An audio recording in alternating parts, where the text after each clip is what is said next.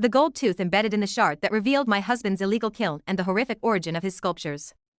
My husband, Silas, was a man of the earth, a potter who spent his evenings covered in grey slip and clay dust. He had a large, industrial kiln in the garage where he fired his creations, heavy, avant-garde vases and statues that he sold online for exorbitant prices to private collectors. He called his work the cycle of return, claiming that his clay mixture was a special blend of minerals he gathered himself from local riverbanks. He was incredibly protective of his raw materials, keeping the clay bins padlocked, insisting that the curing process required total isolation. Yesterday, while moving a box of his finished work to the hallway, I tripped. One of the heavy, unglazed vases fell and shattered against the hardwood floor. As I swept up the debris, I noticed something glinting inside the thick wall of a clay shard. I picked it up and brushed off the dust. It wasn't a mineral deposit.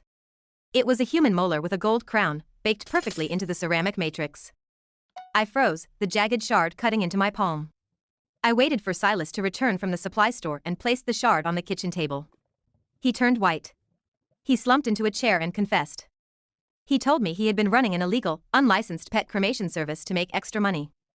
He claimed he mixed the ashes of beloved dogs and cats into the clay to create memorial vessels for their owners, but he had been careless and accidentally mixed in some medical waste from a dumpster dive he used to bulk up the material.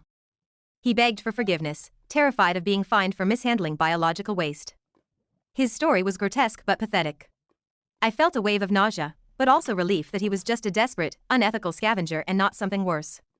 I told him he had to stop immediately and dispose of the remaining tainted clay. As he nodded, reaching for the shard to throw it away, his eyes darted slightly to the left. The nervous tick. The tick wasn't fear of a fine. It was predatory excitement.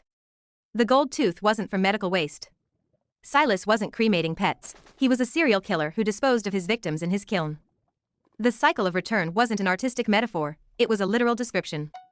He didn't sell the vases to random collectors, he anonymously gifted them to the grieving families of the people he had murdered, hiding the bodies in plain sight within their own homes. The nervous tick revealed he was checking the date on the calendar, realizing that the vase I broke contained the remains of a local missing woman. And he now had to kill me to complete the set before the police connected the gold tooth to her dental records.